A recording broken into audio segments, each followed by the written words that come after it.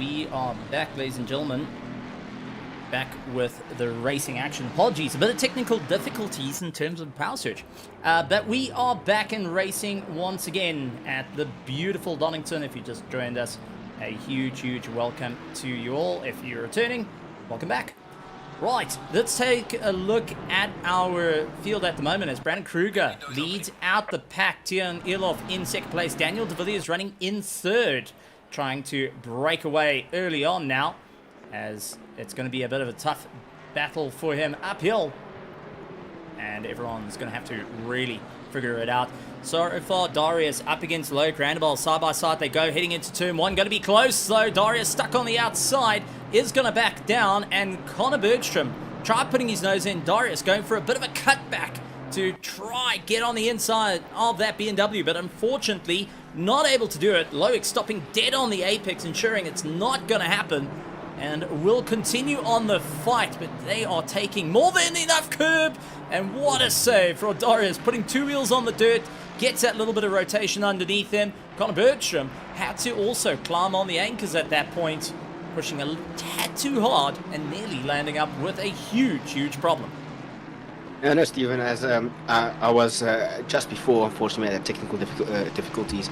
As I was saying, this Nissan is absolutely loving the temperatures out there tonight, and also being the slipstream with it, clocking a massive 244 kilometers an hour as I go side by side into the chicane. That will never work out, no matter what.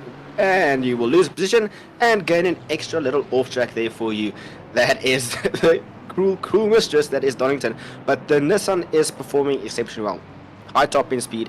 It likes to sit in the slipstream on the circuit.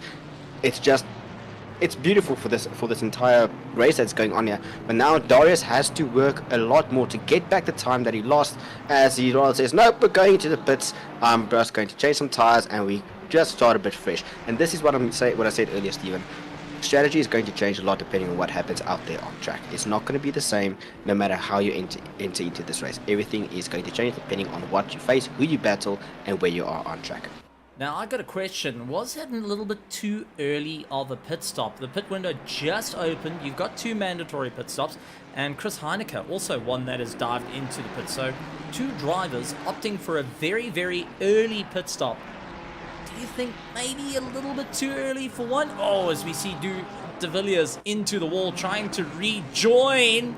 And unfortunately, everyone coming by. Tiernas Buerta, Henry Plutt, all ducking past. But a stop-go 30-second just to add on to Chris Heineke's woes at this point for speeding in pit lane. That is going to hurt on and has to be served during a pit stop, which would be his last pit stop of the race. That was unfortunately just not being able to get the car under the required speed limit there and just speeding into the pits, which will require that. But getting back to the point where you said, is this early? Well, is this quite early to box now? You never know. I mean, recalling back to my ACC days, the likes of Alan Patterson always had the strategy of going out, boxing on this first or second lap. As soon as the pit window opens, he would box, get that first stop done and dusted, then race until halfway, change the tires, and then continue racing. And he gained a lot of positions from there.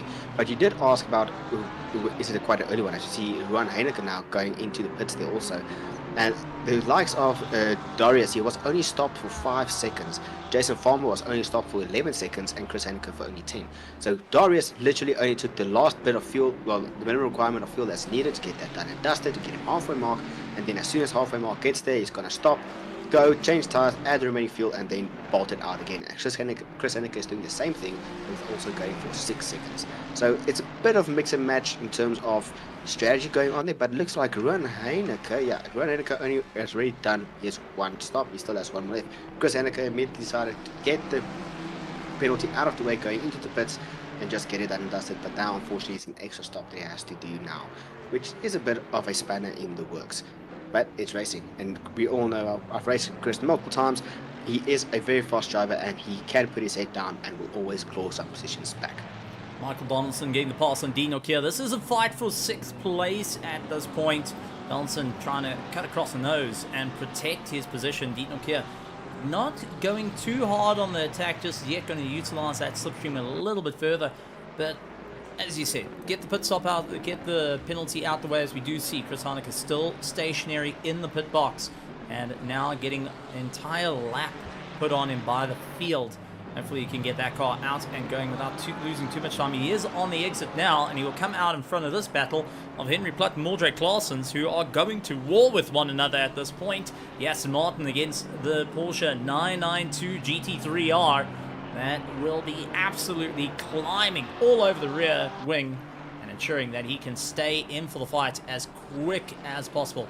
Not an easy time out there, and as the lights start to come a little bit more ablaze, the track getting more and more difficult to see in the dark. Let's jump on board Mordred Claessens. You can see how he's keeping a very close focus to the back of Henry Plutt's car, trying to get as close as he can under braking, just losing out with that aero wash and fighting, soaring away at that wheel more and more. But track limits is going to be a very big consideration for all drivers. What do they need to do to ensure that they keep going? A quick dart from Mordred Claessens as he's trying to look around the outside. He got the momentum, and that was a right and royal pass to get past Henry Plutt without too much of an issue. Henry trying to come back at him, and now Tiannis Puerta for the Pandacity has just seen his teammate make the pass. He's going to try it with the McLaren and see if it's possibly an opportunity to claw up and utilize each other to step a bit higher in the race. So at the moment, let's run through the order. Brandon Kruger leads out the pack, 5.4 seconds ahead of Tian Ilov. Daniel De Villiers running in third, is trying to gain that little bit of time and retake that second place spot. He's pulling Johan Blicknote right behind him in fourth. Fifth place, Christoph Peterson. Michael Donaldson in sixth. Seventh is Dean Norkier, followed by Claire Bukes. Ryan Barrington-Smith, Paul Fenter, Loic Randebal, and Connor Bergstrom doing everything he can. He's in 12th place at the moment. Alan Patterson in 13th. 14th, Andres Serradio, followed by Mahayath Musa, Mordred Claessens, Henry Plutt. Very, very close to losing out that 17th place as Tiannis Puerta continues to put the pressure on. Darren Miller is looking to close up that gap as well. He had a big off a little bit earlier in the race, and now trying to pound his way through. First of everyone that's done their pit stops is Darius, followed by Ruan Heineke, Jason Farmer, and Chris Heineke going and closing up that gap, as we do see a bit of contact with De Villiers and Tian very close to one another. And this is a 4-pack race for third place.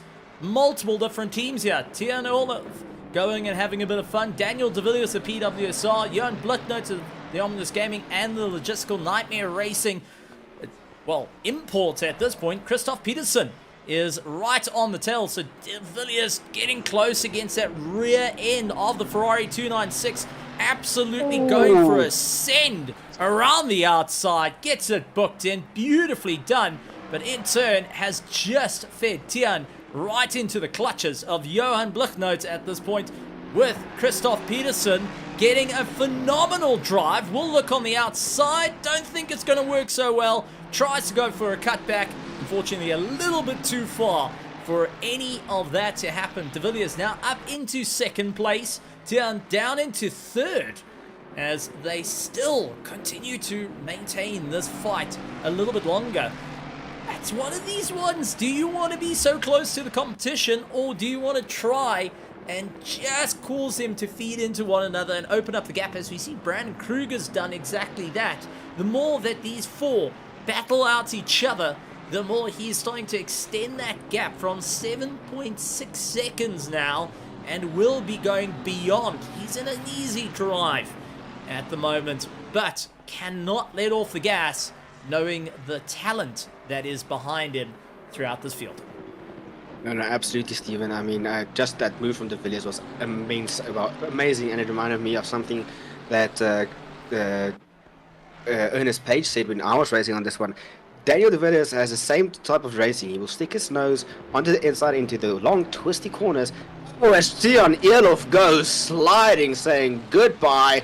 I'm losing not one but 2 positions, dropping back, and now he has to rejoin, and he's losing multiple positions as he is now getting passed by the likes of Brian Barrington Smith. Paul Fenter is finally rolling, but there are a multitude of cars coming up behind him. He's from 3rd all the way to 13th, losing 10th positions there in one corner, all because the car did not want to sit, or he unfortunately had a bit of tap there. But what I noticed between... Let's take a look and see exactly what happened. Did he put a wheel off? So touching the curb, all looking okay, carrying a lot of momentum. And it started going wrong before the corner. Little touch onto the dirt. He was able to save it out of the wall. That is already a difficult feat. He became a passenger well before the corner. The rear just not living with him. And a drive-through penalty for track limits exceeded. That is an extra slap. After everything that's gone on, he's going to have to go through the drive-through penalty plus 2 extra, doing his 2 pit stops. That's 3 times he's going to be going into the pits, and tires are going to be aching for it. And a lot of frustration must be underneath the helmet of that Scuderia Ferrari. Unfortunately, that is what is normally that's what normally happens when you try and race close with the car in front of you. Is you don't always see where the apex is, and what happens is you will normally run wide due to error wash, and it will give you a track warning, track limit exceeded. ACC is not very forgiving regarding that, and it will punish you, especially on Donington, where the track limit is very, very strict, almost similar to the likes of Barcelona there. But what I noticed between the 2 cars when they were in the same shot, Stephen, was that the Ferrari has much better cornering pace compared to the other cars around it. He was able to, yes, lose it out on the straight, but as soon as the braking point hits, he was able to close right back up. And for a brief second there, going towards the final corner, Tian Elof was right beside Daniel de Villiers there, aiming to set a move up, and unfortunately on the next lap, going into the fast left-hander, the car just decided to step out, and he was, as you said, an unfortunate passenger in the event. And to roll sub in the wounds, he got the track limits and the drive-through, which he wanted to avoid at all costs tonight. Unfortunately, now under some very strict scrutiny from our stewards, who will be watching those track limits like an absolute hawk, as we jump aboard Loic Randabel, staring at the back of Paul Venter in the Honda NSX GT3. Starting to open up a little bit of a gap. Paul Venter trying something different from his usual front engine Aston Martin, and Bentley into more of a mid-engine seems to be working out for him. Slight twitches, and you can see Loic is just keeping close enough that if something goes on, he can capitalize like what's just happened. And Loic has lost it as well. Paul Venter lost it into the dirt. Loic Randabel goes into the dirt, and that was that. Did Paul Venter touch the grass on the outside and unfortunately got turned around, or was he watching for a car that possibly came off? It's his teammate up ahead of Ryan Barrington-Smith. Let's take a look, and where did it go wrong for him? On turn in, the rear just stepping out underneath him, and that landed up with Loic Randabel trying to go around the outside. He clipped the dirt and losing all that drive. Mildred Claessens will now have to fight out with Paul Venter as he's dropped down to 13th position in that fight. Absolutely monstrous, and unfortunately, I have to apologize, that commentator's curse coming back in form for 2025. You know, it's always helpful to have friends on the other side, eh? Yeah, no, absolutely, Stephen. And it's new year, new commentators' curse. It's fresher, it's stronger, and as the year progresses, it becomes weaker, of course. But I was just about to ask you when we were looking at Paul there. I mean, you spoke about the Acura. You're a driver. Well, you're a driver who's now been more experienced with the car on the iRacing side. Oh, as Loic Randabel was able to, or Mundred Claessens, sorry, was able to close right up there on Paul Venter. Now, when I look at these 2 cars, Stephen, it's literally my main car versus your main car. You normally in the Acura or the Honda, and me in the Porsche.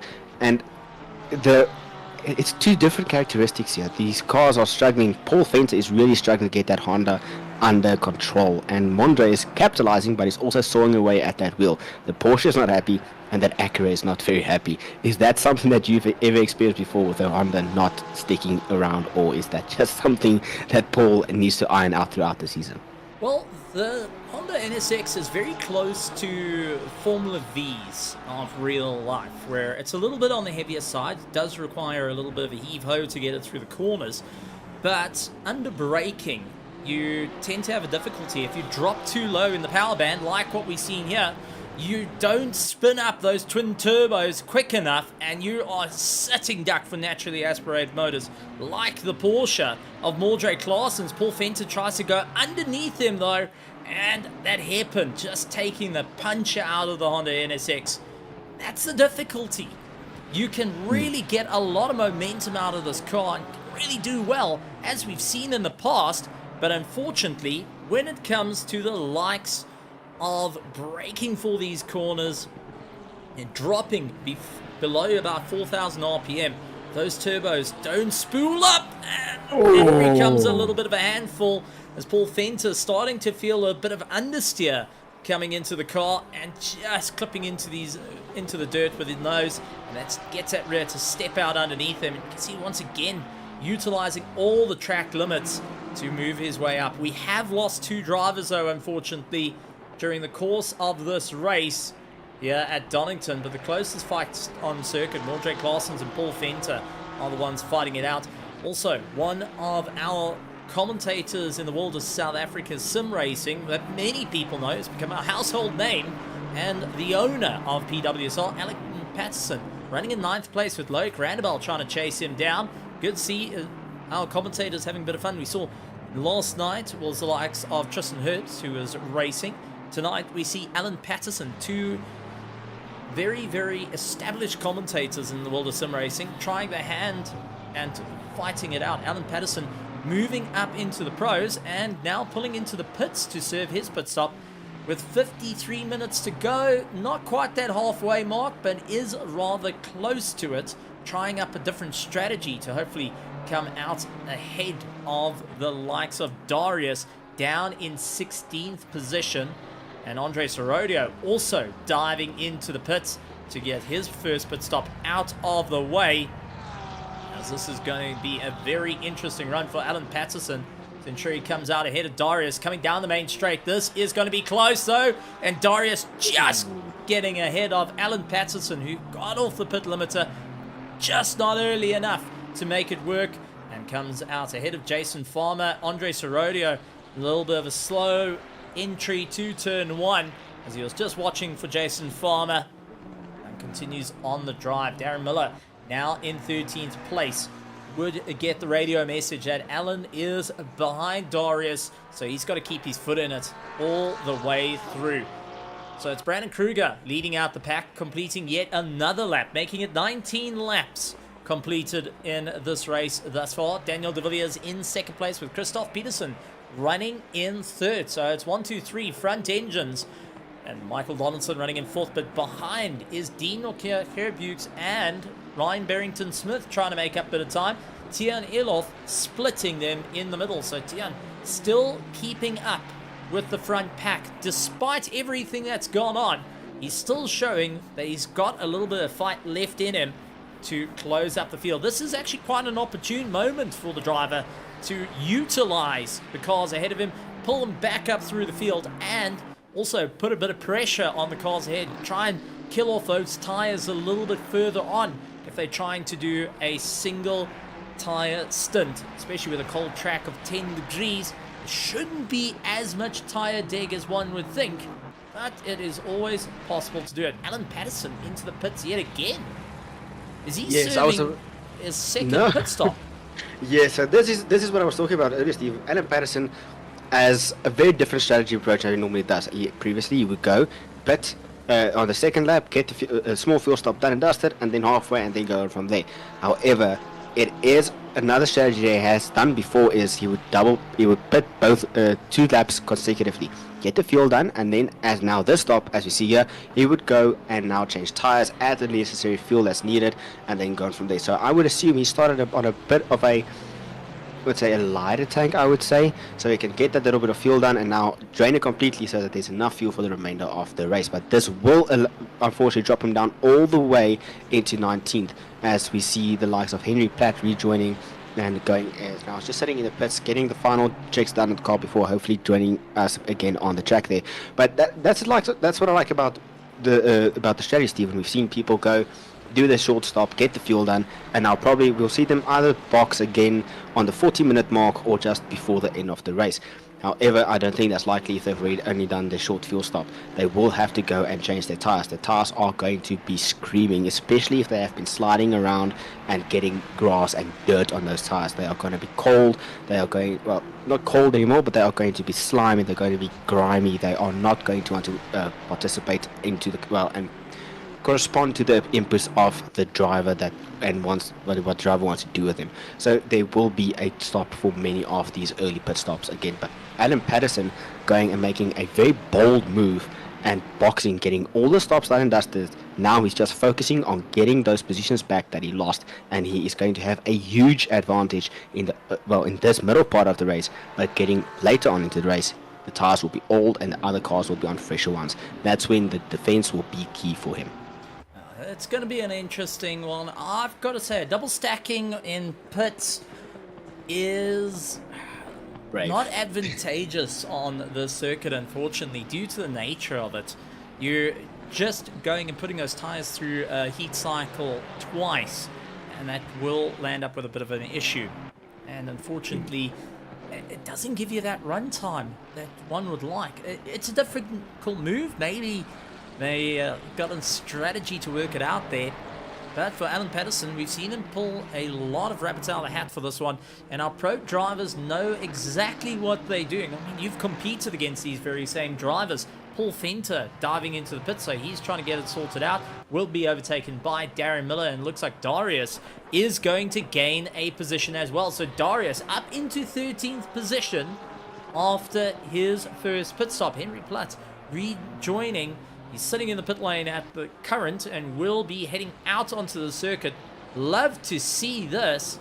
Bit slow on the exit. Allows the likes of Paul Fenter to get on by and the entirety of the field. But well done, Henry Platt, for rejoining after being disconnected from the server. I love to see the guys coming back and fighting it out. But this is a fight we got to keep a very close eye on. Paul Fenter and Mahath Musa going and fighting it out, but we do have yellow flags as Elof having a bit of contact with Garrett Bukes. That's 6th place versus 19th, running into the back of one another. And let's quickly take a look at what happened. Garrett Bukes gets a little bit unsteady, low drive, gets onto the dirt, tries to keep it all together, and Tian, you can see looking up on that inside line, and there's the door bang between the two.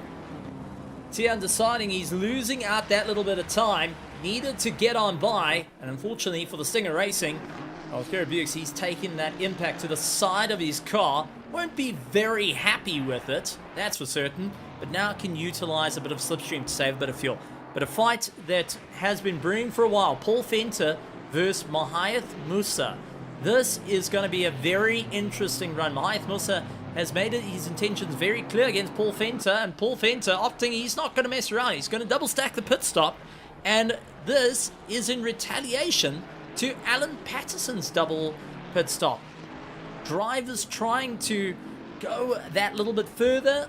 We'll have to see how it works out. Guys that are double stopping, though, seem to be reacting. Alan has created a bit of a domino effect at this point by the looks of it. Yeah, it looks like it, Stephen. I mean, it's quite strange. He was only out on circuit for about a minute 26, which is one lap now, and now this is the full final stop where he will be changing tires, adding necessary fuel, and then going on from there. But Adam Patterson creating a whole domino effect there, having to forcing other drivers in order to make a plan to go out there. But this is quite a lengthy stop for Paul Fenter. 35-second stop. He's going to approximately spent about a minute. You know, when compared to the likes of Adam Patterson, who spent 32 seconds into the pits, this might have had a little bit of damage on his car there, Paul. We did see him have some contact and some racing, some close racing with the other guys. But also, it's quite interesting. A minute 4 he has spent in the pits. That's pretty much 3/4 of a lap around here. So he is going to lose a lot of time there. But now he has fresh tires and, yes, has a heavy load of fuel. So now he has to fight back those positions. it's a bit different, the strategies that we're seeing here tonight, Stephen. It's not what we normally see from the pro guys. Normally they would either box and then go right until the very end, and just as the pit window closes, they dive into the pits. Still the now, they do it, and I've raced against them for many, many seasons. I normally just were never able to do that. But yeah, quite interesting, the different strategy and the kind of wave and impact, ripple effect that Alan Patterson has caused by doing that double stop back to back. And he only was stationary, well, in the total time in the pits was only 55 seconds for Alan Patterson on that second stop. Bit of an interesting one there. We'll have to keep an eye on where it all plays out as Paul Fence is down in 21st position. Taking a look, though, at some of the gains and losses, Brandon Kruger and Jason Farmer, the only two drivers that are exactly where they started. Everyone else has either gained or lost positions. Now, without looking at the timing screen, who would you say has lost the most positions? Without looking at the gains. Elof. I think you can look at the screens or you can just look at the standings. Elof, he started in third and he's all the way down. Oh, sorry, second. He started, sorry, correction on that one. And now he's all the way down in 18. That's a total loss of 16 positions. And that's all because of one simple slip and miss input on the cars on the wheel. He in the left-hander, he just decided he didn't want to stick. He overworked those tires, I believe, and maybe just overheated them. No grip, and he'd say goodbye. Plus that off jack, and then going into that chicane, it's going to be another off jack. It just all stacked up in one lap, too much for him, and unfortunately that resulted in the drive-through, which dropped him down. Then he did a pit stop, and then dropped him down a lot more. It will probably be the night for Elof to just forget. He would want to put this race behind him, wish the next 44 minutes by, and just forget about it completely, as this will probably be classified as a nightmare race for him. Well, taking a look at our two highest gains, Mordred Claessen's in 10th position, started 23rd, is up 13 position. Tianas Buerta, also the Pandacity team, so both Pandacity drivers managed to gain quite a bit here. Tianas Buerta started in 21st, he's up into 11th position. That's a total of 10 positions gained during the course of this race. So the Pandacity team trying to pull it from the back, ensure that they stay in the fight. As we see Mahath Musa diving on the inside of Ruan Heineke. Heineke going into the marbles and unfortunately losing a lot of drive. I think he actually opened the door there to Mahath Musa. Didn't want to fight, and a quick flash of the light saying, go buddy, go. Pull me along at this point.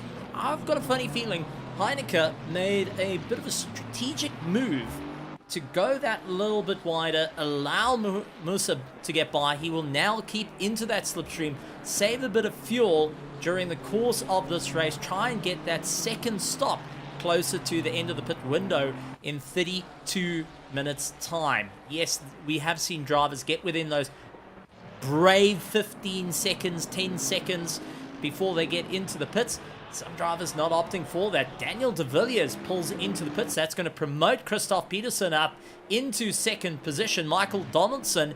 And we do see Kerry Bukes also diving into the pits. So we have got our drivers within the top 10 getting into pit lane, getting themselves sorted out. And quite a few drivers will be promoted up. But this is in response to Darius down in 13th position as a bit of a worry. Will likes of Carrot and Daniel de Villiers get on by as yellow flags for Henry Plutt, the number 9 car, landing up in the weeds after rejoining after a disconnect. That Aston Martin losing the rear on the curbing, tries to go around, gets bottomed out, and also just slips out underneath him. Unfortunately, that little bit of breakaway from the aero underneath the rear diffuser lands up as quite a difficult drive. Dino Kier going after Michael Donaldson now, tries to look for the inside line, not able to do it. Andres Herodia and Ruan Heineke pulling into the pits as they drop down through the order. So Darius will be up into 11th position and slowly just making a bit of headway. Paul Fenter and Alan Patterson, despite double stacking their pit stops, are now running 19th and 20th respectively. So expect to see them coming in for blow. Jason Farmer keeping on the back of Daniel de Villiers, trying to close up as much time as possible. And Jason Farmer for the Griffin Sim Racing has been on a serious amount of practicing during the course of the off-season as he looks to try and fight it out for the championship. He's up against Daniel de Villiers, the hitman as he's been called. Either the torpedo, the hitman, or the shield for holding his positions. Michael Donaldson, Brandon Kruger, and Connor Bergstrom from the Omnis Gaming pulling into the pits. Mordred Clausen from the Pandacity diving into the pits as well. So quite a few drivers are now dropping in. Christoph Peterson will then inherit first place with Dean O'Keefe in second and Ryan Barrington Smith in third place. Loic Randall will go up into fourth with Tinas Burta now into fifth position. Brandon Kruger back out on track. 32.2 seconds stopped in the box, so that is a complete tire change for the OG team. And he is now trying to keep ahead of Darren Miller, who's running in 7th position. Darius up into 8th, and you gotta say, incredible pace here. Mayath Musa and Donaldson going nose to tail between one and another. And Donaldson's going to have to get very defensive here, as Mayath Musa is no slouch behind the wheel. He's going to hope to try and push on by as fast as possible. Runs out a little bit wide. Mayath Musa has been carving out his skills of late in something a little bit different. Away from GT3 racing, he's been taking up the opportunity to get into LDMH cars. Something a bit lighter, a little bit more grippy, and having a bit of momentum. Oh, we do have contact. Darren Miller and Darius coming to blows. That is not what both drivers needed at this point. And let's quickly take a look. So Darius is in the Nissan behind this yellow Porsche on track. That is Darren Miller, who is making his way through. Where did it go wrong? The rear just stepping out. He catches it, comes back onto the track. He's a passenger, clips the rear left quarter of Darius, and unfortunately going like an absolute amazing ballet dancer who has just come out for Swan Lake. Darius does beautiful pirouettes, but unfortunately was flat-footed the whole way around. I'm sorry, Steve, but that was the most brilliant comparison I've ever seen. And as you said that, you know what song immediately got into my head? That meme song that goes spinning like a ballerina. And yeah, but unfortunately, just the rear end of that Porsche stepping out. And that's a characteristic of the Porsche in ACC. The rear is very, very lively. If you don't get stabilized, you will be punished for it. But as we were looking at those, well, the bunch of pit stops that were taking place earlier, Stephen, I kept an eye on the times and how long everybody was stationary and who has done that quick splash and dash little stop there in the beginning. And de Villiers and Brandon Kruger have matched each other's pit times. 32 seconds stopped and then 55 seconds out of the pit lane as we see some action. Jason Farmer not too impressed with one of the Omnis Gaming BMWs. He lands up going into the dirt, and Andre Sorodio goes and gains a position over his teammate Mahath Musa, who was just coming out of the pits. And I don't think there was some brilliant words from Jason Farmer to Loic Randall, despite them being in two separate parts of this race. Loic Randall within the top 10, Jason Farmer a little bit lower. That little bit of time loss has cost him quite a bit. Mildred Clausen comes into the pits now to serve his pit stop, so Daniel de Villiers will gain a position up into 5th. This is a problem with the likes of Donington. That pit lane is so close to the exit of turn 1. You've got to literally slow down the car to a dead halt to get into the pits, and to ensure you don't even get a pit lane infringement for speeding. And that is always the hardest part. If you're stuck on the outside, or if you've got that understeer, you have to swing across to just try get the nose to pull into the pits, and it can cost you quite a bit of time. We've seen some monstrous accidents as well during the course of many races here at Donington, and seen it in different class cars, whether it be single seaters, tin tops, prototypes, everything. If you can't make those pits, it lands up with the hardest clouts you can have in your life. It can end your race, as we do see Darren Miller coming out onto circuit, having both Project Vapor cars, and now Ruan Heineke will have the run up on the inside. while Miller's trying to fight back, stuck on the outside. Cold tires plus marbles. Not a combo you want to have with the Porsche 992. Very, very nimble car, but in the famous words of Elton John, can be the tiny dancer as you get it all out of shape. Steve is on fire tonight with all of his anecdotes. I wouldn't say pop culture, because I'm starting to show my age a little bit there. You can't say your age, Steve, because I might be younger than you, but that's still the music that I grew up with. You can say what you want, 80s, 90s, always the best. But yes, I mean, you say that they're the best. The Porsche is quite a lively car that where it likes to always just step out, and if it has the tendency to bottom out, one can say, if you hit the curves wrong, it just bottoms out and you hit the ground hard again and the car bounces and you go.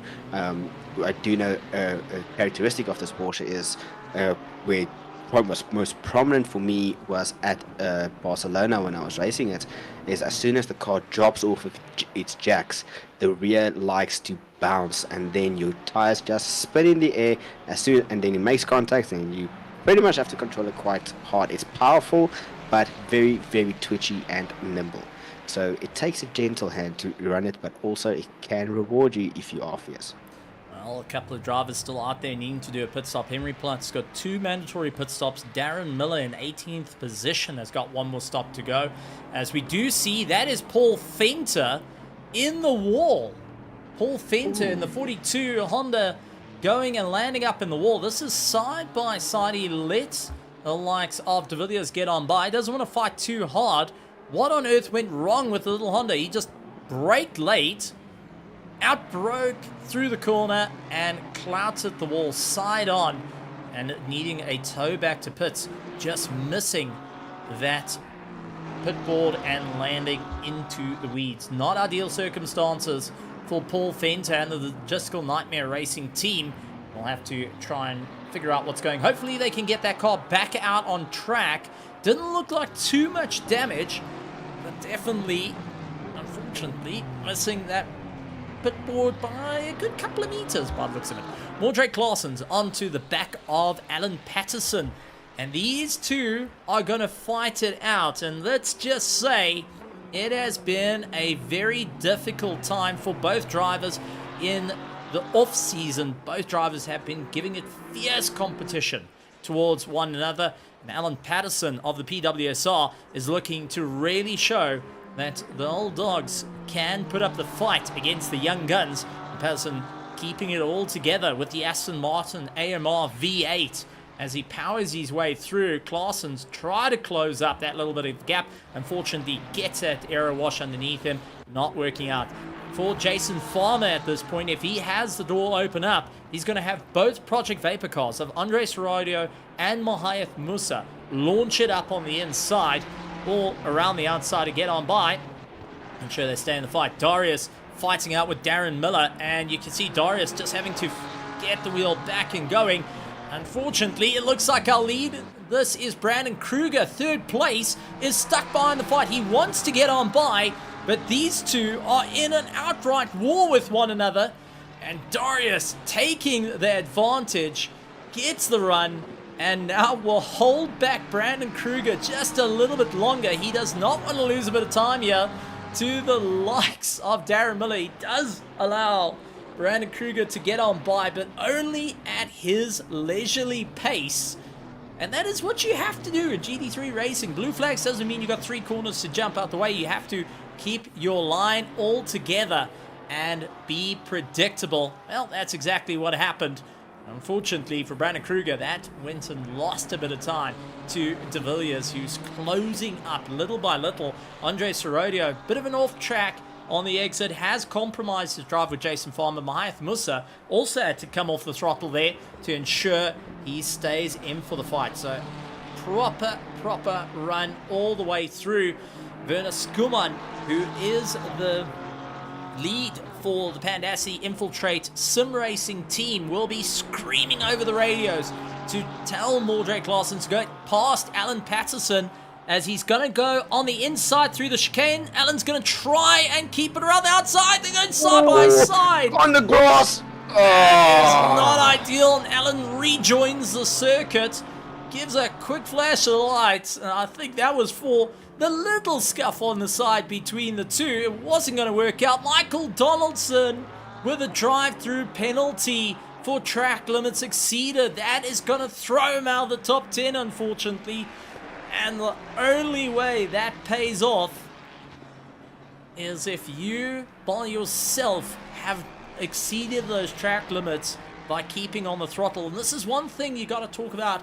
Track limits is all about if you gain time. Now, if you come off the throttle, drop it by 2 or 3 kilometers, you actually avoid that that penalty coming into play, or even a warning, because it sees you as not gaining any time.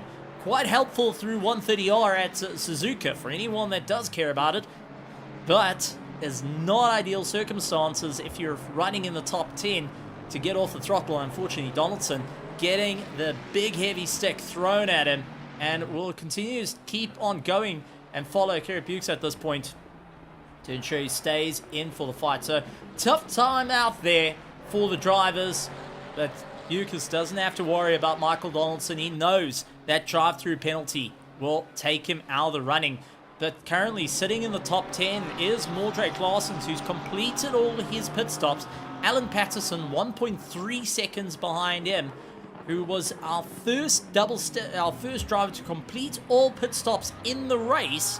Is now up into 11th position, trying to claw back some time over Mordred Claessens. Christoph Peterson dives into the pits, which means Dean Nokia, who immediately sees Darren Miller coming out of the pits. That was a bit close for the two teammates. And Dean Nokia, you could see that little bit of hesitation. Does he move left? Does he move right? He needs to gear himself for the corner, but didn't want to really run up the gearbox of his own teammate. No, absolutely, Stephen. But now I'm keeping a close eye on Brandon Kruger. Where will he come out with relation? Well, where will Christoph Peterson come out in relation to Kieran Peterson, to Brandon Kruger? As we see the likes of Brandon already passed and running, and only now here Christoph Peterson has exited the pit lane. Only now he lost positions to both Brandon and Daniel De Villiers, but that does mean he has finished his pit stop. But a slow pit for the likes of Peterson. He was stationary 3 seconds longer in the pits, meaning he lost a 3-second gap. So the gap that he had before Brandon pitted is now even bigger than what it was as he came out now. But it's a whole hodgepodge of things happening as we see Bierkes into the pits now to do his final stop, and Michael Donaldson just holding on that drive-through. Now the issue is that drive-through is going to sit there, and you are not allowed to serve that drive-through or to do another pit stop and change tires and stuff until you serve that drive-through, or you go into your pit menu and you deselect serve penalty. It's a whole strategy change, and it's not something a driver would like to think about while racing. You normally just box, get it out of the way, and then focus immediately on getting your final stop done and dusted. Well, Miller also getting a drive-through penalty for track limits exceeded. We did see the likes of Christoph Peterson coming out right in front of Tian Elof, who had to slam on the anchors pretty hard there. And Tian is down in 18th position, but he is holding his own against the top end of the field, showing that he is out of position here and needs to make a bit of time. Mayath Musa keeping pressure on Andre Sorodio, telling him, come on buddy, we need to get past Jason Farmer as quick as possible. And the Griffin Sim Racing versus Project Vapor battle still rages on between the two. Gotta say, some fantastic racing has been going on. I think there's a few drivers that are going to be scratching their heads going, come on, what do we need to do to get that little bit of momentum? I do want to point out though, the only two drivers that need to get both pit stops out of the way, Henry Platt along with Dean Nokia, who's actually running in first place. He has not pitted once and is now 37 laps into this race in the dark. How long can this Ferrari 296 go on a tank before he needs to get in? Well, he's got 16 minutes to do double pit stops and to get that out of the way. Double stacking may be a difficult one here, but the tires must be starting to get a bit of a drop off. And this is going to play into the hands of Brandon Kruger. Unfortunately, 25 seconds away from the sharp end of the field. He's hoping, maybe, just maybe, that little bit of a climb may happen. That mistake may creep in nonetheless. Yes, you mentioned the fuel capacity of the Ferrari not even the 488 now, the 296. It is, I would say, a car built for endurance. It is made to run these long stints and be very, very economical on fuel. We've seen it before in the RaceFace Endurance Championships that we've had. The Ferrari is normally the go-to car for many of our top teams because it is such light on fuel. Now, has Dino here been able to switch into that type of mode and just pretty much coast all the way until where he needs to pit, not needing to change tires, only having to do splash and dash, two splash and dashes and then get it done and dusted? That is the question now, as it's going to be something that many of the teams and their pit wall will be focusing on for the remaining 24 minutes and 50 seconds of this race. And I think he is trying to aim for that, Stephen, not having to change tires, only going to focus on fuel. It's quite a long one, as the load that gets placed through these tires on Donington is quite significant with its fast sweeping corners and just the quick flicks of left and right. It is going to take a toll on his tires. That is where he will have to just be careful and manage his pace and not put too much strain through the tires and causing it to spin out. Tiernus Buerta onto the back of Darius as they fight out between the McLaren and the Nissan. Two of the older cars in the sim fighting it out between one another. Tiernus Buerta, who has been a long staple driver here in the world of RaceFace, now making his debut season run with the Pandassi Infiltrate team. And Darius, who's running in 16th position. The LNR has been there since Noah's Ark ran aground and definitely rotted away at this point. But check the fight between teammates. Serodio and Musa have decided they're going to give it a proper go between one another. I think we're having a bit of a Nico Rosberg, Lewis Hamilton sort of play, or maybe a Mark Webber and Mark Webber and Vettel sort of one, where it's just nose and tail to one another throughout the racing, hopefully without the contact. With the Project Vapors making a switch up with Mahath Musa now giving the toe to Andre Serodio.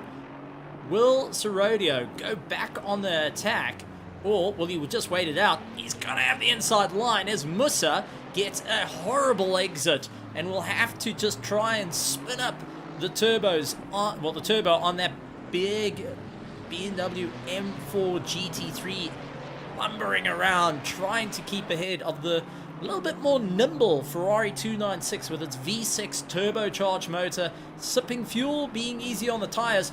Front tires of Mahath Musa car will be eating it out. We see Michael Donaldson allowing Loic Randabel to get on by. We did see these two swap position.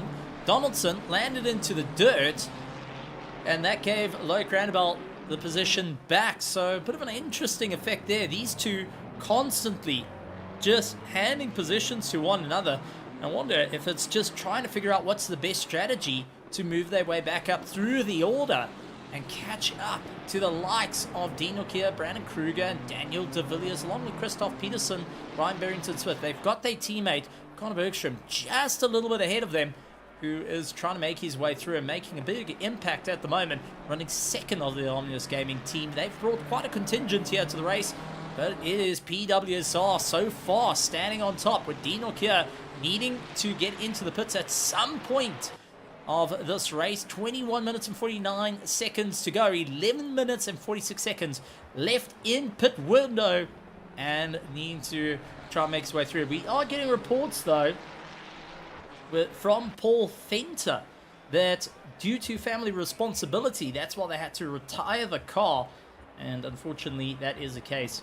Fair enough. I mean, Paul Fenter was in for an absolute treat of a race, but when family calls, one must answer, especially when it's your daughter that's the little boss in the house telling you where everything's at. So he's going to keep an eye on his teammates and keeping an eye on the race, saying, right guys, push that little bit harder, let's see where it all works out.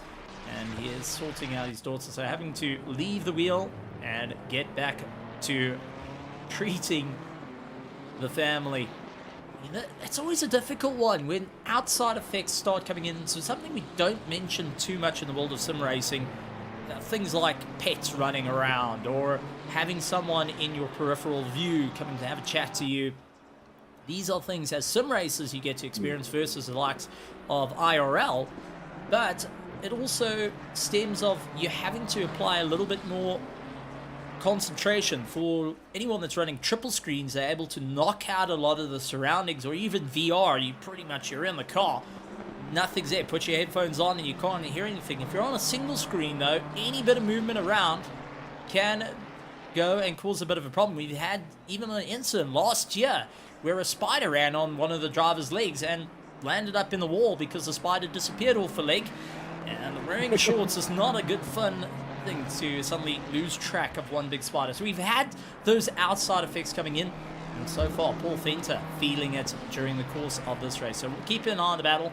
8 cars left to get in the pits out of the top 10, and Henry Platt still to complete his final pit stop, but he is 6 laps down on the rest of the field after a disconnect. Still going though. Got to give it up to the drivers that are still getting their foot back in it, pushing themselves that little bit harder to ensure that they stay in the fight. But I want to know what is being done in this PWSR car. What engine map is Dean Nokia using to still put in some really good lap times?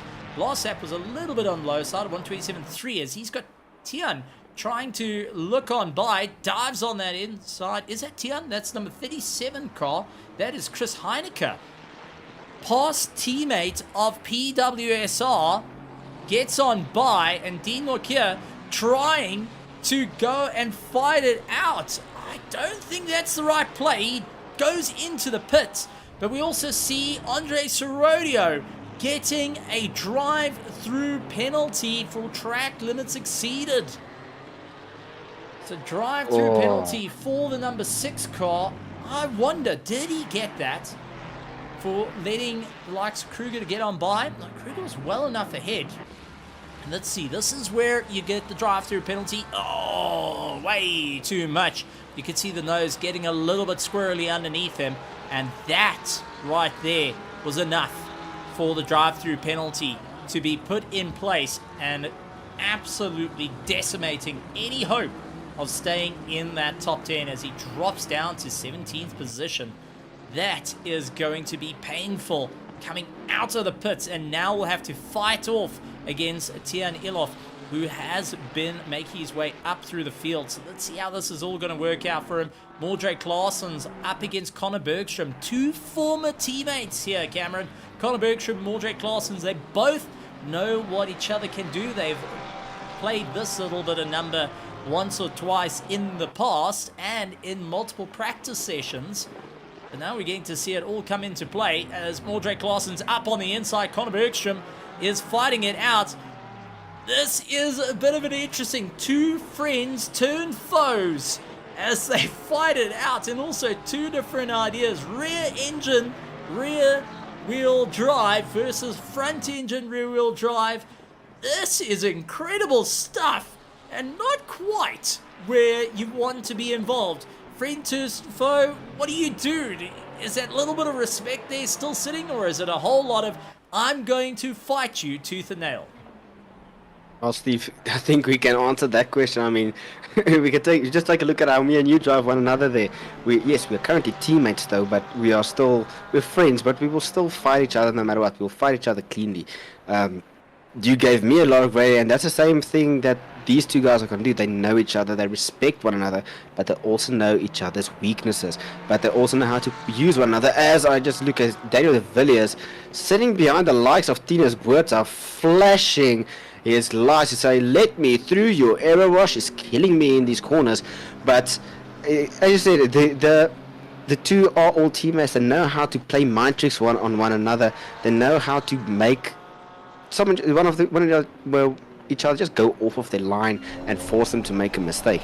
But now it's all about identifying when he's setting the dummy or when he's actually going for that move and then blocking it off. Now that's where that little bit more experience. Well, it pretty much summed up with a bit of contact between the 2 of them. And it's going to be Alan Patterson to capitalize. He's down the middle. Alan has robbed the two after the fight. And Mordre Claessen's trying to fight back after it. Well, Mordre was just trying to say, here's a position back after the contact. Alan has done it beautifully. Sends it down the middle and tried to gain 2 positions. That is an opportunistic move. But it is all fair for it. Conor Bergstrom, though, up on the inside of the Aston Martin. And now back on the charge. So it is Pandacity, Omnius Gaming, and PWSR. That was incredibly close. A little bit of a ding-dong battle up against the nose of the Aston Martin. Conor Bergstrom rejoining a circuit. Alan giving a quick flash of the light saying, hey, buddy, let's be a little bit cautious here. This is gonna be a difficult one. But I have to go back. De Villiers flashing his lights was very, very far back. I mean, that's roughly a second and a half worth of gap. You don't want to lift off and let that go. That's a lot of time lost. And for De Villiers, who's focusing on, hey, let me buy, and hitting that button, it's costing him a little bit of time. So he's got to keep that well in mind. Don't try and send it from yards back. Rather just try keep that focus, keep that rhythm at the moment, as Dean Nokia, running in 5th, has completed all these pit stops, and that's the person you need to fight with to gain as much. Off track for De Villiers here. Sorry for that, Stephen. De Villiers just carrying a bit too much speed into that chicane, and unfortunately having to take the runoff and getting a definite off track there. That is, but that's what you said. What you said earlier, Steve. De Villiers now needs to breathe. He needs to calm down. He has top speed. He can close the gap if needed, but he is sitting comfortably in 2nd position. He just needs to calm down, even though there is a bit of a gap to he's 4 seconds back is the likes of Christoph Peterson, but he just needs to calm down. You can't flash the lights too far away. And also Alan Patterson into the dirt. Conor Bergstrom, he was trying to go after it, but the number 100 not having an easy time there, and may have been possible contact. There's a side-by-side between the two. Alan getting pushed out a little bit wide. Tries to put his nose in. I think this is the earlier accident that may have come. No, this is another one. As we did see the likes of the Mustang getting really out of shape and clipping the nose of Alan Patterson, who landed up also venturing into the dirt further down the line. So not an easy run for Alan at this point, and now getting swallowed up by Loic Randabel and Jason Farmer, who's going to be making up a bit of time. And take a look at Maith Musa late on the brakes. The BMW is a monster on the anchors, but yellow flags kicking up for Darren Miller. Unfortunately, turned around in the dirt, sees his own teammate come on by. Michael Donaldson leaves pit lane, and Maith Musa puts the pressure on Jason Farmer. All 3 of these things happening at once. We do have a car going into pit lane by the looks of it, and that's Brandon Kruger. Serving his final pit stop. And now this is also going to have De Villiers reacting. Brandon Kruger will get out ahead of De Villiers, but the top 3, Brandon Kruger, De Villiers, and Christoph Peterson into the pits. Ryan Barrington-Smith will have an opportunity here to gain some time, but the question is, Dean Nokia, how close is he to the rest of the field? He's going to have to really boot it. Has this undercut worked out for him? Coming across the line. He gets Peterson. Yeah, Brandon Kruger's out. And he also gets De Villiers, who just comes out of the pit lane. So Brandon Kruger leads out the field 46 laps in and will be powering his way through. De Villiers down into 3rd. Peterson into 4th.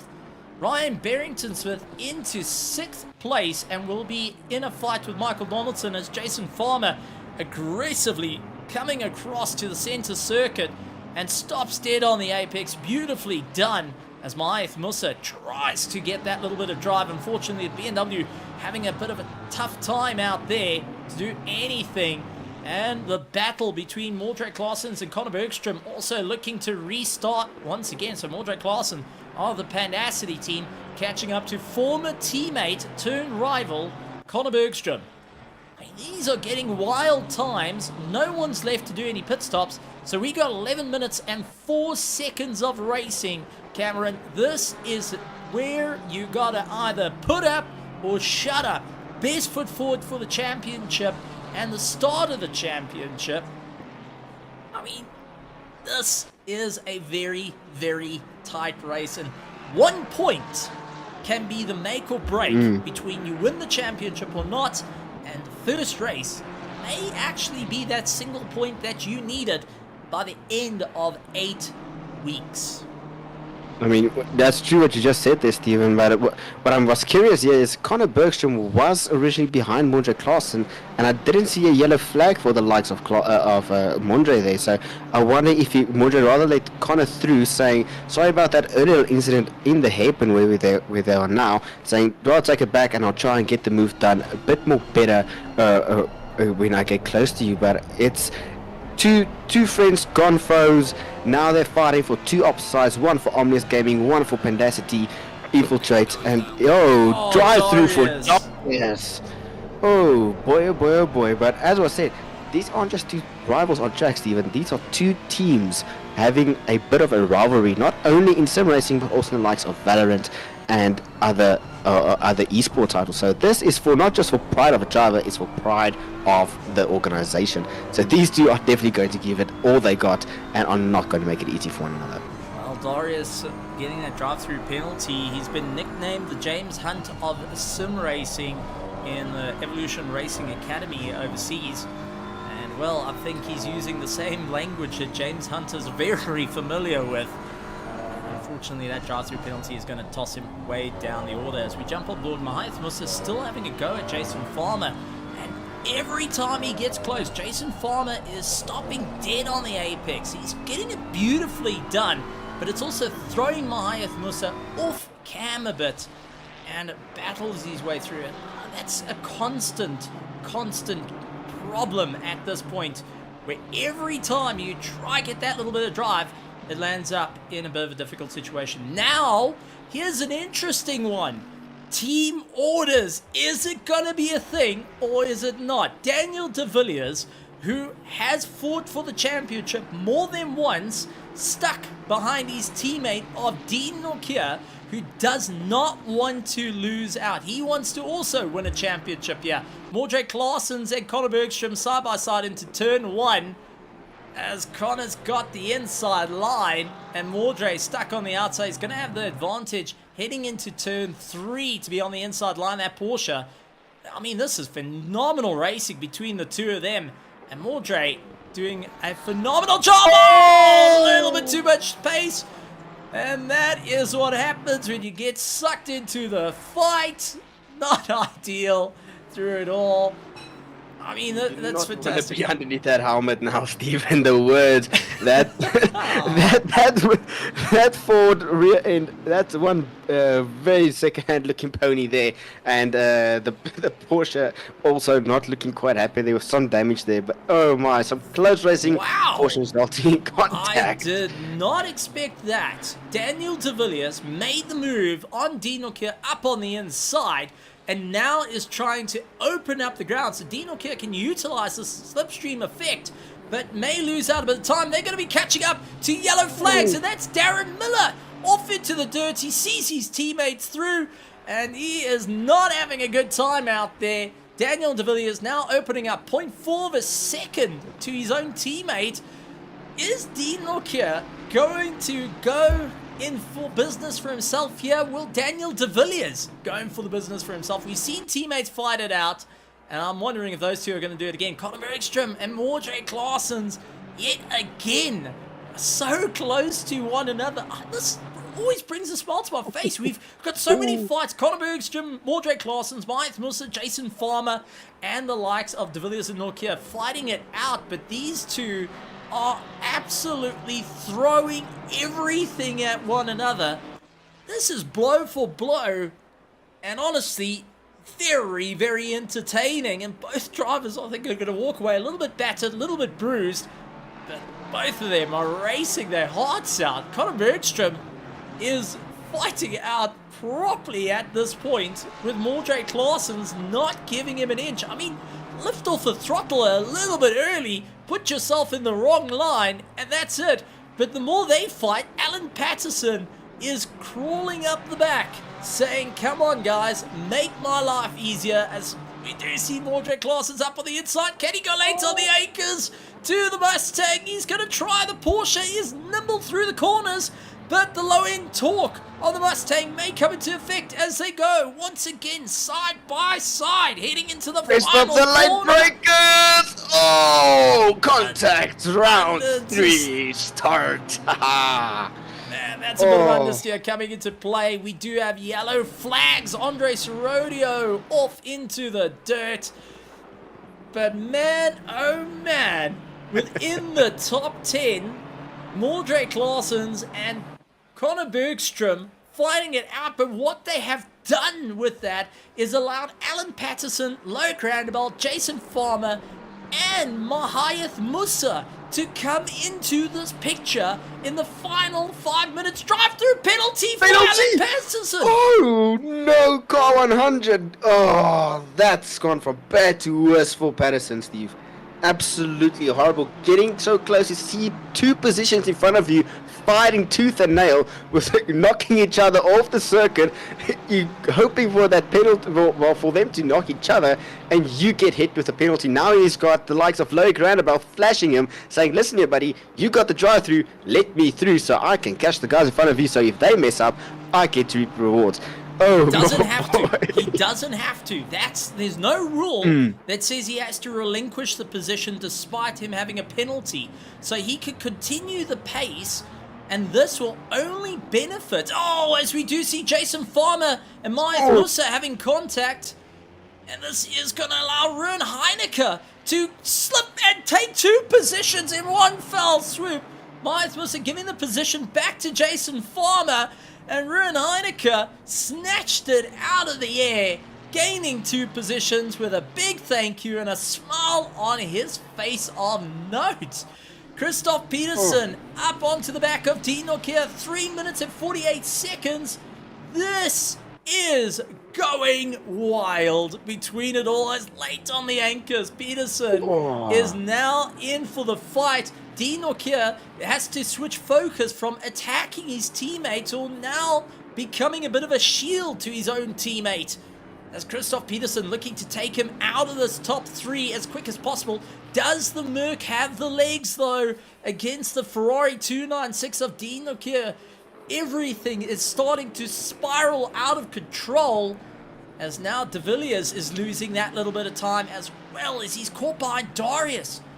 Darius, okay, hypothetical one here, possibly can happen. Darius doesn't have to move out the way. He doesn't have to jump off the racing line. He can continue in his racing line, but say the braking gets a little bit earlier, brake fade or something comes into play, that slows up De Villiers. De Villiers has Dean Norkier up against the back of him. Never mind. Oh, as Darius into the dirt. And watching his mirror a bit early there. Dean Norkier does gain the drive, but Christoph Peterson has had just enough time to maintain this gap. And now he has got a firm idea that Darius is behind him.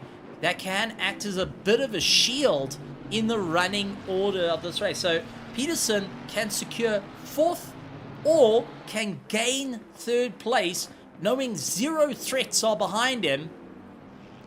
There's so much pressure on the line here. And I've got to say, for De Villiers, you're going to have to really keep your foot on the throttle. You don't want Dean Norkier anywhere near you at this point. You want to ensure that there's enough spacing between the two, as Connor Bergstrom into the dirt. Loic Randall taking the position back into ninth. So that's been a bit of a climb on his part. Tianas Buerta fighting out with Tian Ilof, who is still in for a huge run. These two are fighting out for 14th and 15th. Doing a phenomenal job, but Tian chomping at the bit to get past Tianas Buerta, who can make that McLaren as wide as he would like to just better suit him. Absolutely some bang-on racing between them all, but 1 minute and 20 seconds left, and third place is up in the air at this point between Peterson, Norkier, and De Villiers. Well, it's interesting you say that, Stephen. I think that or there might be some form of team orders at play now with the Villiers saying, Dean, listen, back him up, keep him there as best you can, because the Villiers has been the fastest driver out of the two PWSR cars that are running at the front. The Villiers with a higher top end speed and just great straight line speed, where Dean has great cornering. But now, as we see Dean go for that defensive move up into the hairpin, trying to sell a dummy, but that Leaders might on have the cost him final the lap. drive. Leaders Final on lap, the one final more lap. lap. And De Villiers also got a horrible exit. He's within a second of Dean Norkier. So we have got a fight for third place here. It's either Daniel De Villiers, Dean Norkier, Christoph Peterson. This is where team orders go out the door. This is where thinking about the team disappears. This is either on the throttle, giving it 110%, or you're going to lose it. And Dean Norkier knows this. He's put the pressure back onto De Villiers. Ooh. And De Villiers is now 0.3 of a second between the two. They try to give each other the slip, and De Villiers off in the dirt. De Villiers has gone. Ooh. And he just returns on the track. But that compromised him. Christoph Peterson has an opportunity here on the final lap. Brandon Kruger's 19 seconds clear of this. But Dean Norkier trying to get the slip. De Villiers cost himself the podium. He's cost himself the podium by getting dragged into this fight. And now Dean Norkier is everything for PWSR to hold on the hopes of getting this podium to walk away. Not much space left. As you can see, Dean trying to go defensive inside line. Christoph Peterson around the outside. He's trying to go for the cutback. As Brandon Kruger gets the win. But this is one more corner. Time for the Hail Mary if you got it. And unfortunately, Peterson not able to get the Hail Mary. He does go on the brakes though. That killed his drive. Dean Norkier will get second place. Christoph Peterson third. And right at the end by 0.4, Daniel De Villiers will be abusing that brake pedal. Terapukas will be taking fourth place with Ryan Barrington-Smith right on the back of him. Donaldson in seventh position. Mordrake Larsons will be in eighth at this point. Low Grandabel keeping ahead of fellow teammate Conor Bergstrom. Ruan Heineke still having the opportunity here. 1.5 seconds behind the likes of Conor Bergstrom. Jason Farmer still in for the mix, as he's looking to just go a little bit late on the anchors to catch up against Heineke just ahead of him. And Mayath Musa 1.5 seconds back in the BMW, trying to get a little bit of drive. I think that's all going to be it for the up to 13th position. 14th, Tian Elof, a great comeback drive on his part after a rough start to the race. Tianis Buerta will finish up in 15th. Alan Patterson in 16th, followed by Darius in 17th. 18th, Andre Sorodio, Chris Heineke, Darren Miller, and Henry Platt. But man, oh man, I think there is a few unhappy drivers after that one. Oh, Stephen, absolutely. I mean, Daniel De Villiers, he's not just abusing that brake pedal. He has ripped it out of the cockpit, chucked that out the window along with the clutch, the throttle, the steering wheel, and everything. He will be speaking tongues underneath that helmet that is not always safe for the public to hear. I mean, he had it all wrapped up. It took one more lap. He needed one more lap to keep the car on track, not make mistakes.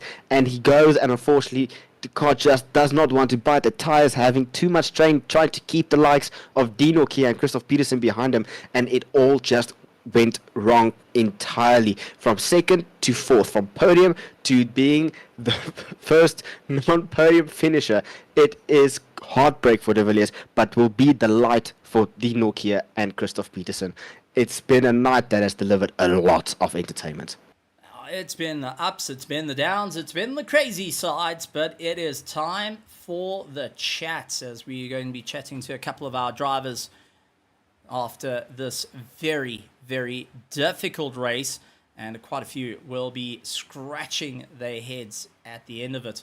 But taking a look in our interview waiting room, we do have the winner of the race and also a little bit further down. So let's bring in a couple of drivers to have a chat to us, starting with our second place driver, Dean Norkier, after his comeback drive. Dean, welcome to the commentary box. And first of all, what a race on your side. I want to ask, the going late into the pits, that was just sweet whispers to the Ferrari 296 to just save that bit of fuel and tires. Was it getting a little bit sketchy out there? Thank you for having me. I think this is my first time on here, so brilliant stuff. Only learning the track for this week a little bit. I didn't have the outright pace, so I practiced the no tire stop from the start. I didn't change tires at all, so I just tried to get myself into a very good rhythm. And yeah, it really actually worked out for the best. Unfortunately, one or two guys ahead made some mistakes, and yeah, my qualifying actually put me in a good position. The guys ahead flew a bit. Yeah, everything just worked out. Thank you so much. Well, you say workout, but let's go through the close call right at the end. Did you expect to get second place? I know there was a bit of a fight between you and your teammate, Daniel de Villiers. And then at the end, de Villiers into the dirt and throwing himself way down the order. I mean, that was incredibly close to having going three cars in a monster accident. Look, as soon as I saw the guys ahead were battling in the first 40, 50 minutes, and I knew most of them should change tyres, apart from Brandon, his race pace was going to offset that 25-second no tyre change gap. So I expected to have P2. I wasn't actually expecting my teammate Danny, because I thought I'm going to come out ahead of him by about 5 seconds. Unfortunately, just before my last pit stop, I yielded the position to Chris Heinecker, but I overslowed a bit and cost 2.5 seconds. So that cost me the lead to Daniel. But when he got behind me, we knew his brakes and stuff were a little bit off and he's got fresher tyres. So I said, no, go for it. But if Chris gets close and you make one or two mistakes, and unfortunately for him, his brakes ran out. I knew I was running brake pads too due to the open ducts, the high heat. So his brakes ran out in the last 2 laps. So I just snuck past him again, but gave him the opportunity. It was super fun, the racing there. Oh, absolutely incredible stuff. Cameron, anything you'd like to say from your part to Dean Akir after that incredible race and dramatic end to a race? Well, first of all, well done on the drive and a great defense there. Pretty much, my heart was in my throat on that last lap with the close racing, and it was the battle of the front end versus the mid-engine car, and in this case, the mid-engine car won against 2 front engine cars. It's a great defense, a masterclass defense there from you, Dean. And just question there: was team orders playing a part in the final couple of minutes of the race, or were you just were you guys going into the race saying, no matter where you are, whether I'm behind you, in front of you, racing will race, we're not doing team orders? Look, it's actually funny that you asked that, because I'm not one for team orders. Like, I would not have excessively held back Chris Peterson if he passed me and tried to chase down Daniel. I always believe in a fair fight, if I can put it that way. The only team orders came when I came out the pits. Obviously, my tyres were called for 1 or 2 laps. Dan thought he can take the lead a bit. And with a 3-second gap behind us, I said, okay, fine, you can go for it, because I know I can do 27 zeros right until the end of the race with not changing tyres. So I told him he better do 26s, high 26s, which I know he can. But unfortunately, into those last 2 laps, his brakes were dying a bit. And that's when I told him, okay, if you step out of line a little bit now, I'm going to have to pass you, because Chris, the brilliant driver he is, was right up my rear, and I know if he's going to see an opportunity, he's just going to take it. So that was slightly team orders, but more of an agreement to say, listen here, you've got your few laps, try and take it, because I'm just doing my laps 1, 2, 3, 4, 5, not pushing the limits. So it was very fun. Thank you so much for having me as well. Absolutely incredible stuff. Dean, anything you'd like to say to our amazing partners, Rhino Utilities, Scallywags, Drift Academy, Red Star Raceway, and also our amazing virtual grandstand that we're on their feet, and I'm sure you could see it from the car, despite the darkness, just going and viewing on, cheering on, and being a part of this race. Yeah, look, RaceFace always brings the big boys, and I'm truly appreciative of everybody that puts in the time, especially behind the scenes. I don't think a lot of people understand the admin that goes into it. So just thank you for everyone. It's obviously a pity not to see the bigger names here. Obviously moving to other sims, but apart from that, I'm really looking forward to the season a bit, you know? Absolutely. Thank you very much, Dean Kia of PWSR, getting that second place having a phenomenal drive. Well, let's bring in first place, and then we'll have a chat to, I would say, a special guest of Daniel de Villiers to give us a bit of a take on what happened at the end of his race. But let's have a chat to first place that didn't get much TV time. Brandon Kruger, congratulations on that first place. A great difference to what you had yesterday, last night, where you ran out of fuel. Tonight, you really made sure you didn't run out of fuel and put a monstrous gap over the field. And the only time we saw you is when you were trying to carve your way back through the field. Yeah, thank you very much, Stephen. I think it's safe to say I learned every lesson possible from yesterday's race. I made sure I was overfueled. I made sure I was a little bit easier on the tires. And I worked on consistency, and it worked out quite well. I must say the practice paid off. Definitely got me into a spot where I wanted to be. I was expecting a fight from Elof because he was quick in the Ferrari when I saw it in quali. But unfortunately, he just made a mistake and disappeared. Yeah, it was a fun race. That was definitely a very interesting one. How was the Mustang in the long run? I mean, this is a big, heavy front-engine car that tends to get a lot of understeer towards the later part of the race. You seem to have not that issue. What have you found that's just been that quirk that got you through? Well, the Mustang is very strong in the first two sectors. For some reason, the sweepers it handles with ease, like a dream. And I must say, it's just the hairpins where she bogs down. She is really difficult to get not only rotated, but out of the corners. That's where I could see a lot of times the Ferraris or the BMW or the Merc even just have that edge on me. But fortunately, when she's going through a sweeper or on a straight and then she shows her legs, she absolutely rumbles that thing. And it's a pleasure to drive. I think this is my first time. This is my second time racing the Mustang. The first time was the 12-hour of Bathurst, and she was also wonderful there. I must say I'm taking a very big liking to the car. It's quite nice. Absolutely incredible stuff. Well, I mean, great racing nonetheless. Anything from you, Cameron? I mean, you were standing on your feet for this. Standing on my feet at the defibrillator, ready in case my heart stops from heart palpitation from all the action on the race. But absolutely brilliant drive, Brandon. When you had the start that you wanted last night, you had that one tonight, and since then you were just gone. We didn't see you again. You were just in your own league. Well done, great pace tonight, and I hope the wild Mustang gets tamed and she treats you well for the rest of the season. Phenomenal win tonight and phenomenal race. Well done. Thank you very much.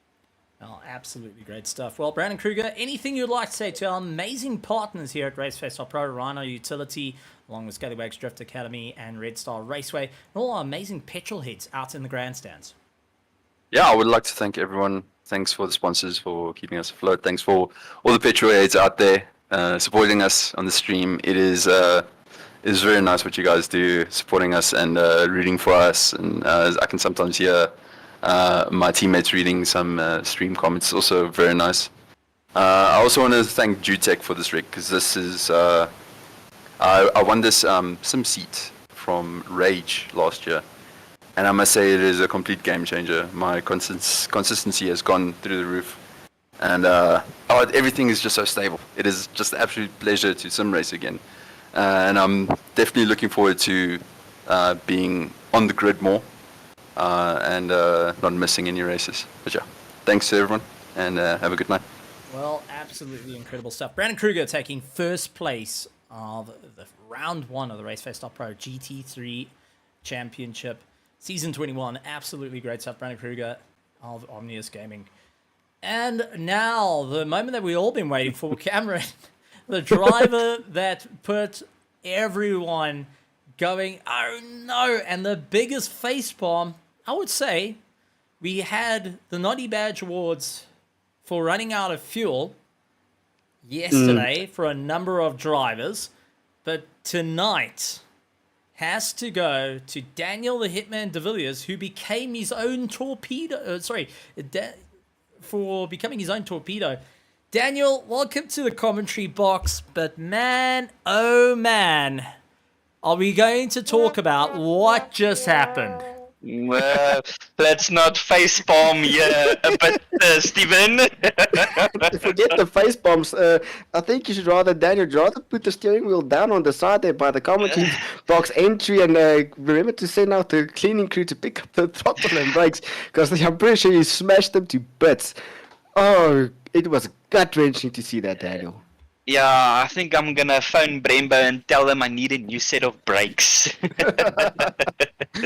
My front left failed completely with 5 minutes to go, and I had to manage and try to get ahead. But yeah, it didn't work. But yeah, I didn't kill myself completely. I'll take the P4, and congrats to my teammate for getting P2 and to Brandon for winning, and Mr. Peterson, I'll get you next time, man. Well, it was some great racing. Let's look a little bit beyond of what happened, but some proper side-by-side moments. You had to work incredibly hard out there. How are you feeling after the drive? I mean, an hour and 20 minutes in the Nissan GTR is no easy feat, especially as the brakes started to fade throughout the race, the track being extremely cold at 10 degrees, and also the darkness here at Donington. I mean, this is technical circuit, darkness, cold. It's everything that you can think of that's the worst, bar rain, coming into play. Well, Steven, no, we don't usually drive this track a lot, but you know, the muscle memory kicks in to where you need to be and look at the barriers, where your braking point, turning points is, and everything. But for this Nissan, never again, please. Maybe one more, but I've learned a lot now for tonight and what to do and everything. But it's hectic. I've been playing with my heart rate monitor here, but while I was driving, I averaged about 85 beats per minute. But yeah, it's something else on this track. This is full focus only. Absolutely incredible stuff. And before we let you go, Cameron, anything you want to say to Daniel de Villiers, your former teammate, and now going and seeing him fighting it out for the season in the PWSR Nissan GTR? Well, I said it earlier in the stream, and I'll say it again. I think Daniel might just fall off of his chair. But Daniel, it seems like you and that Nissan is just clicking in all the right places and all the right levels. And I humbly apologize for always saying no to the Nissan when you say that we should race it when we were teaming up. Well done on the race. Unfortunate heartbreak there right at the very end, but you have shown the past couple of seasons that you are a formidable force with a Godzilla of the car, as we would call it. And yeah, unfortunately the brakes failed for you tonight, but hopefully that's also something you can take back to the team and say, listen, this isn't working, maybe change some of the compounds or some of the brake force going through the wheel there. But good race tonight, heartbreaking what happened, and yeah, hope to see you bounce back and take the fight to the likes of Brandon Kruger and some of the other guys. I will definitely take the fight to them. The race is still on. This is just the first round. There's no quitting now. I absolutely love it. Thank you very much, Daniel de Villiers of PWSR. Congratulations on that fourth place. Thanks everyone. Well, that has been some incredible racing, some incredible discussions, and so much going on. Tristan Herbst joining us in the commentary box after going and chatting about the Pro-Ams and having the side-by-side content that's out.